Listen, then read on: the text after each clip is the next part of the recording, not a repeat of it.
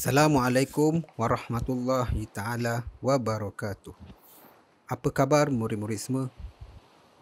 Berharap murid-murid berada dalam keadaan sihat dan sejahtera.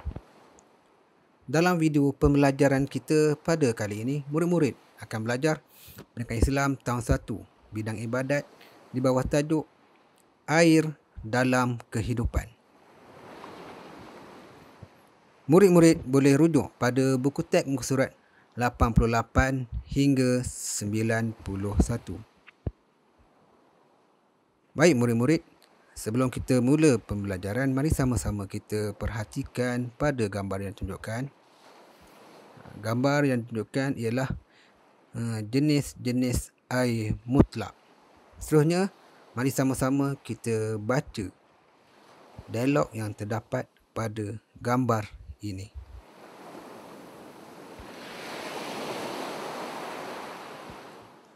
Kawan-kawan, air mutlak digunakan untuk mandi, berwuduk dan menghilangkan najis.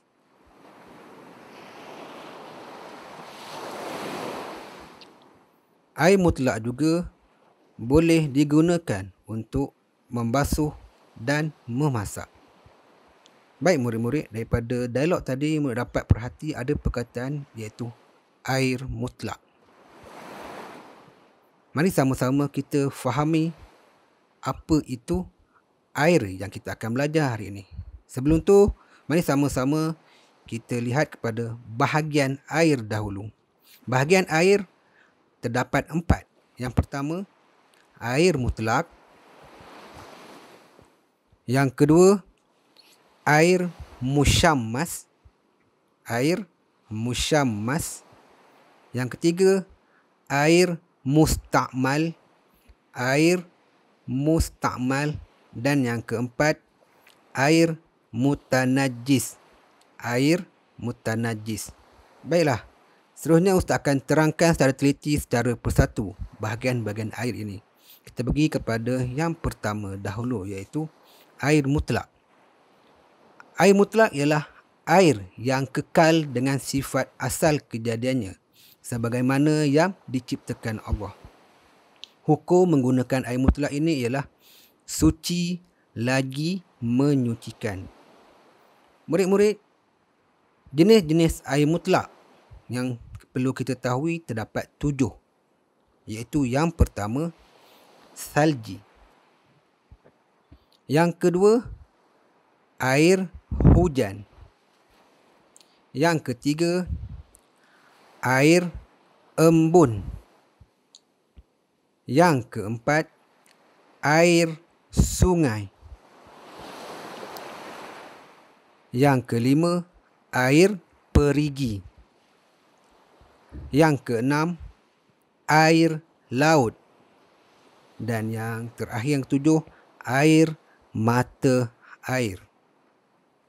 Murid-murid, antara kegunaan air mutlak yang kita tahu adalah yang pertama, air mutlak ni boleh digunakan untuk bersuci ataupun iaitu membersihkan daripada najis. Yang kedua, untuk mandi. Kegunaan seterusnya, air mutlak boleh digunakan untuk berwuduk. Yang keempat, boleh digunakan untuk membasuh. Air mutlak juga boleh kita guna untuk menyiram pokok. Baik murid-murid, seterusnya Ustaz akan terangkan apa dia contoh bukan air mutlak. Contoh bukan air mutlak ialah contoh air teh, air longkang, air sabun, hand sanitizer dan jus oren. Semua ni tidak boleh kita gunakan untuk bersuci, untuk kita berhadas. Seterusnya, kita pergi kepada yang kedua iaitu air musyammas. Air musyammas ialah air dalam bekas yang boleh berkarat dan terdedah di bawah matahari yang sangat terik di negara cuaca panas. Makruh menggunakannya pada tubuh badan. Hukum air musyammas ialah suci dan menyucikannya.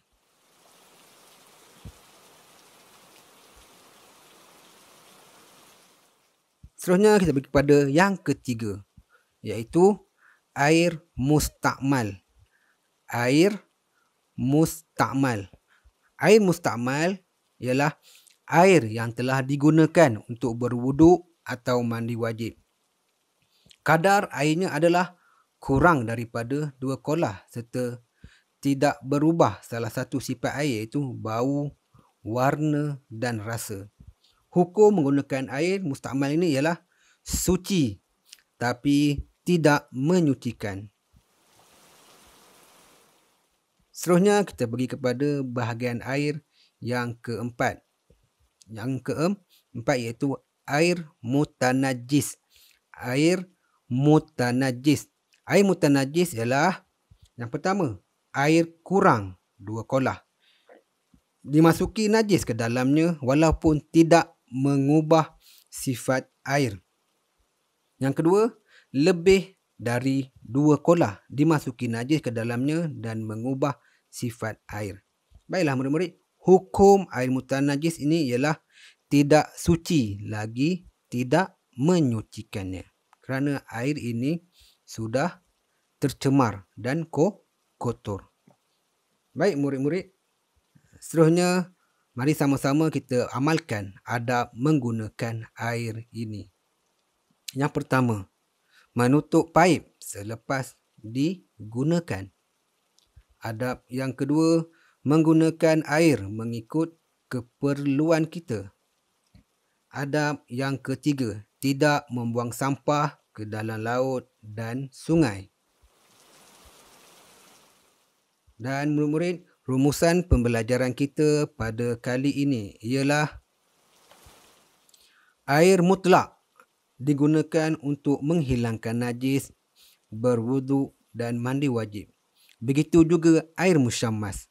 Tetapi penggunaannya pada tubuh badan adalah makruh. Boleh, iaitu makruh ialah kita boleh guna tetapi ia tidak digalakkan. Kerana air musyammas ini panas dan berbahaya kepada tubuh badan kita. Baik murid-murid, sampai sini saja pembelajaran kita pada kali ini. Ustaz harap murid faham berkenaan jenis-jenis pembahagian air dan jenis-jenis air mutlak yang Ustaz telah ajarkan pada video kali ini. Sampai sini saja. Sekian, terima kasih. Assalamualaikum warahmatullahi taala wabarakatuh.